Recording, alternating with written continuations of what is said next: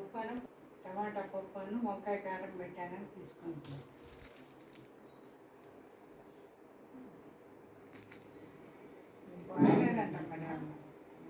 కృతజ్ఞులైనటువంటి ప్రేక్షకులు, ఈనాడు మహతి సాంస్కృతిక కార్యక్రమానికి మరి మేమైతే వీణుల విందుగా వినడం, కనులారా వీక్షించటం ఇది మా పని.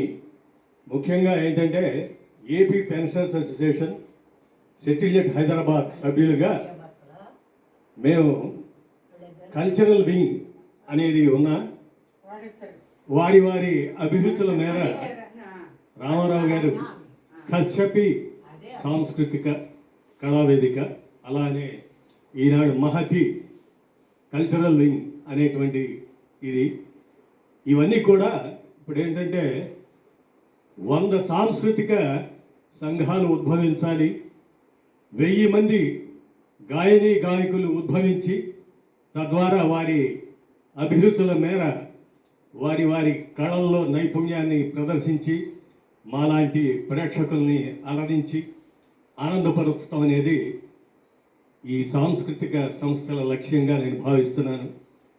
మరి మనమందరం కూడా సీనియర్ సిటిజన్స్గా మనకుండేటువంటి ఉద్యోగ జీవితాలు 35 సంవత్సరాలు సర్వీస్ చేసి ఆనాడు ఆ ఉద్యోగ బాధ్యతల్లో మనకుండేటువంటి కళల మీద అభిమానం ఉంటే అవకాశం ఉండేది కాదు ఆ రోజుల్లో.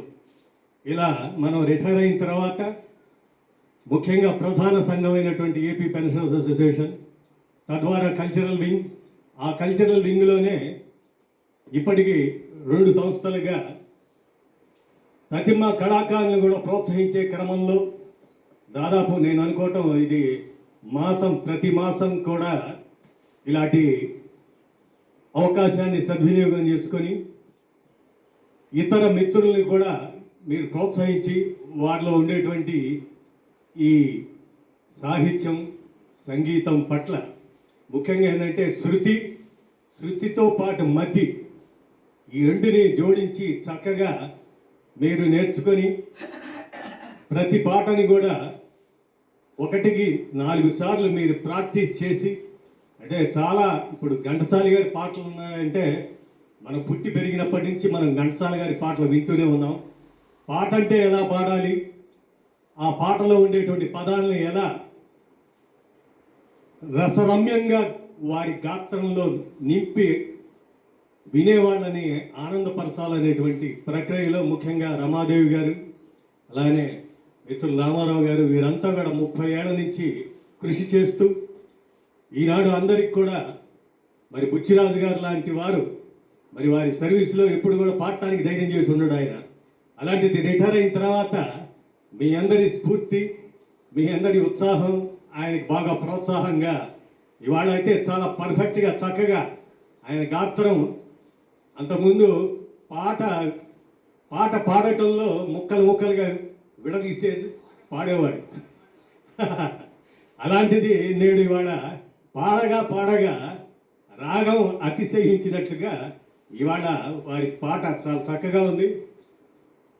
నేను మనస్ఫూర్తిగా వారిని అభినందిస్తున్నాను. అలానే పద్మజ గారు, విజయలక్ష్మి గారు చాలా చక్కగా పాడారు ఇవాళ. ఇలా ఏంటంటే మీరు పద్మ పాడుతూనే ఉంది కానీ ఇంకా నేర్చుకోవాలి.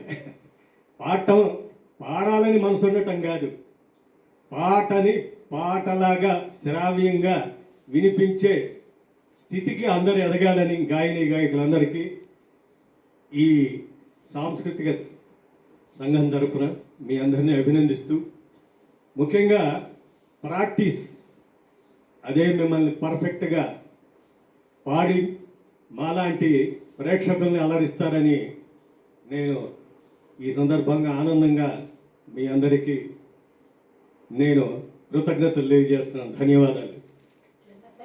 అధ్యక్షుల ప్రసంగప్పుడు రసరంజకంగా ఫుల్ స్టాప్లో సాంస్కృతిక కామాలతో చాలా బాగుంటుంది సార్. ఇప్పుడు మన రమణయ్య గారు